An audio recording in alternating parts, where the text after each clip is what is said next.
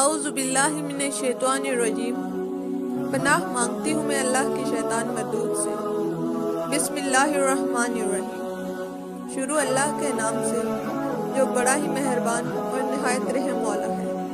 السلام علیکم۔ حضرت داؤد علیہ السلام کی قوم بندر کیوں بنا دی؟ ایک ایسی قوم جس پر اللہ تعالیٰ نے اپنا دردناک عذاب نازل فرمایا اور سزا کے طور پر اس قوم کے تمام انسانوں کو بندر بنا دیا۔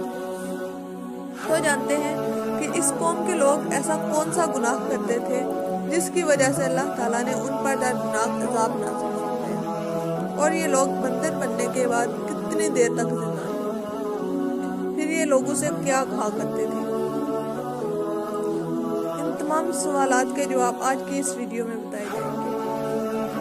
انسان کے بندر بننے کی ابتدا حضرت داؤد علیہ السلام کے دور سے ہوئی۔ اس واقعے کا پس منظر کچھ یوں ہے۔ حضرت داؤد علیہ السلام اور ان کی قوم سمندر کے کنارے ایلا نامی گاؤں میں رہتے تھے۔ ان کی تعداد 70,000 کے قریب تھی۔ یہ قوم بڑی ہی خوشحال تھی اور اللہ تعالیٰ کی فرما بردار تھی۔ اس قوم کو اللہ تعالیٰ نے بے شمار نعمتوں سے نوازا تھا۔ حضرت داؤد علیہ السلام کی قوم چونکہ سمندر کے کنارے رہتی تھی تو اللہ تعالیٰ کا ان پر خاص کرم تھا کہ سمندر کے اس کنارے پر بے شمار مچھلیاں آتی تھیں جس کا یہ لوگ کاروبار کرتے تھے۔ جب یہ قوم اللہ تعالیٰ کی نعمتوں کی وجہ سے مالا مال ہو گئی تو اللہ تعالیٰ کی نافرمانی پر اتر آئی اور طرح طرح کے گناہوں میں مبتلا ہو گئی، اور پھر ایک دن اللہ نے اس قوم کا امتحان لینے کا ارادہ کیا تو حضرت داؤد علیہ السلام کو وحی بھیجی کہ اپنی قوم سے کہہ دو کہ وہ ہفتے والے دن مچھلی کا شکار بند کر دے اور ہفتے والے دن مچھلیوں کا شکار حرام فرما دے۔ یہاں سے اس قوم کی بربادی شروع ہو گئی۔ حضرت داؤد علیہ السلام نے جب وحی کا ذکر اپنی قوم سے کیا تو وہ لوگ پریشان ہو گئے، کیونکہ ہفتے کا دن ہی وہ دن تھا جب مچھلیاں وافر مقدار میں آنی تھی اور خود کنارے آ جاتی تھی، اور باقی دن ایسے تھے کہ بہت کم مچھلیاں آتی تھیں۔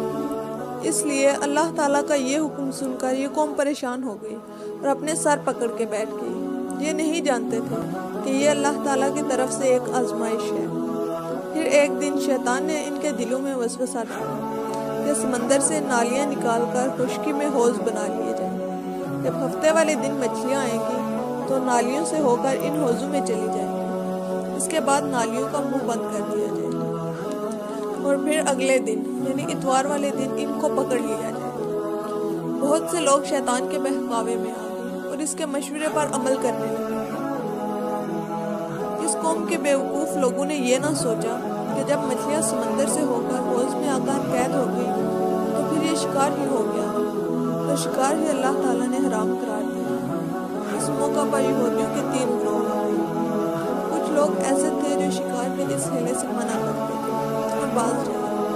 کچھ لوگ اس کام کو دل سے برا جان کر خاموش رہے، اور کچھ لوگ ایسے تھے جو نافرمان تھے جنہوں نے اللہ تعالیٰ کے حکم کی سرعام مخالفت کی اور ہفتے والے دن بھی شکار کرتے۔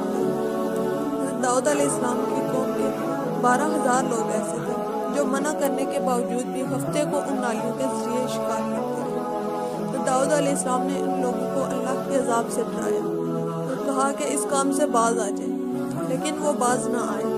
لیکن وہ لوگ جو اس بات کو برا جانتے تھے، ان لوگوں نے اپنے اور ان نافرمانوں کے درمیان دیوار کھڑی کی، جس کی ایک طرف وہ نافرمان اور دوسری طرف وہ لوگ جو اللہ کے حکم کے مطابق شکار نہیں کرتے تھے۔ حضرت داؤد علیہ السلام نے ان لوگوں کو بہت سمجھایا، لیکن یہ لوگ نافرمانی سے باز نہ آئے۔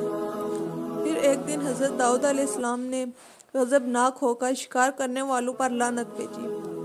اس کا اثر یہ ہوا کہ ایک دن خطا کاروں میں سے کوئی بھی اپنے گھر سے باہر نہ نکلا۔ یہ منظر دیکھ کر کچھ لوگ ان کی دیواروں پہ چڑھ گئے تاکہ معلوم کر سکیں کہ وہ لوگ کس حال میں ہیں۔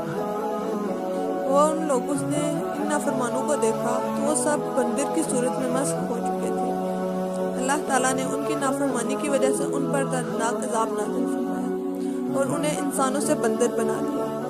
جب لوگ ان مجرموں کے گھروں میں داخل ہوئے تو وہ بندر اپنے رشتہ داروں کو پہچانتے تھے، ان کے پاس آ کر ان کے کپڑوں کو سونگھتے اور ہزاروں قطار روتے، لیکن وہ کچھ بول نہ سکتے تھے۔ ان نافرمانوں کی تعداد 12,000۔ یہ لوگ 3 دن تک زندہ رہے۔ اس دوران یہ کچھ کھا پی نہ سکتے تھے اور 3 دن بعد سب کے سب مارے گئے۔